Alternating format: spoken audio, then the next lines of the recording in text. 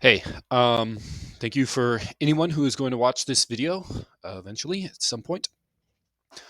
First off, for inserting data, I just want to note that in this upper right-hand corner, you need to make sure that you are logged in with your Rusted Gate email. And then if you are logged in with your Rusted Gate email, you should have access to this page. If you do not have access and it gives you a permission denied or login error, you need to talk with your manager. Um, but as long as you're logged in and you can click on this, you're good to insert data. So once you're on this page, it's going to have two drop downs here that you're going to have to fill out before you can do anything. So this category, and this will look different for whatever you are inserting, but this category is the highest level of categorization for your data. So anything like an example is like anything that could be in produce would be under produce. And then some examples of that might be your lettuce or your tomatoes, that kind of thing.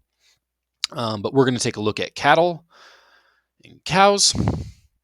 And so, first off, I want to note that you can select the date that you are entering this data for. If you don't select the date, it is assuming that it is entering it for today. So what this means is say that you had a cow that was born, on Monday of this week, and today's the 12th, so Monday would have been the 9th. I can select the 9th, and then I can fill this form out and it will enter it as if it was entered on Monday.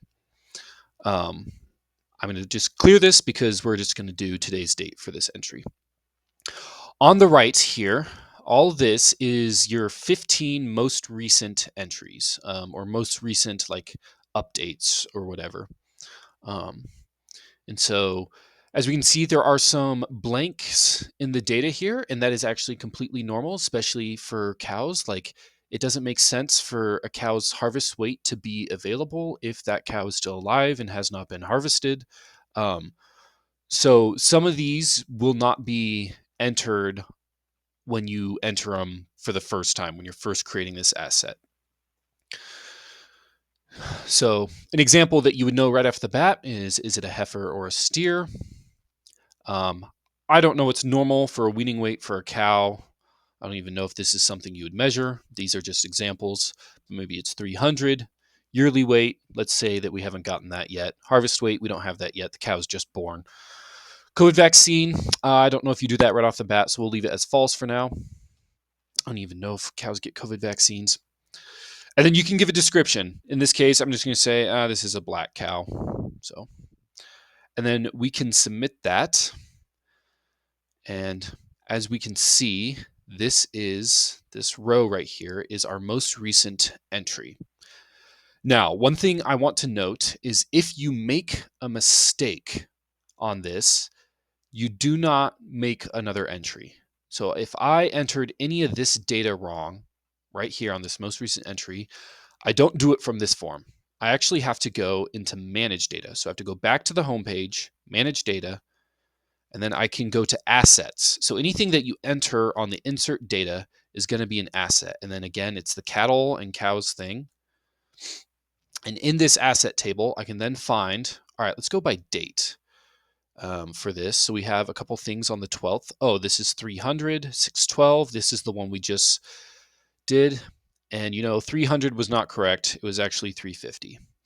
And you can also manipulate those dates that each row is entered for each of these here if you want.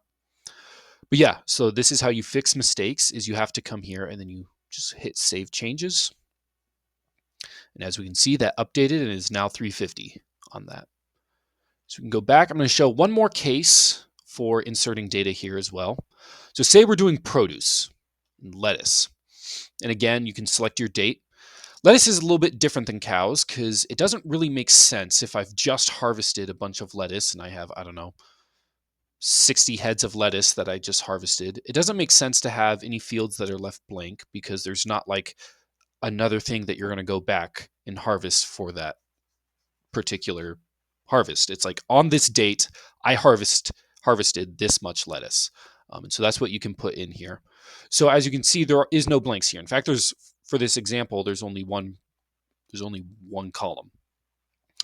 So yeah, I just wanted to note that there are some things that it makes sense to have blanks in your data, and there are other things that it does not make sense to have blanks in your data.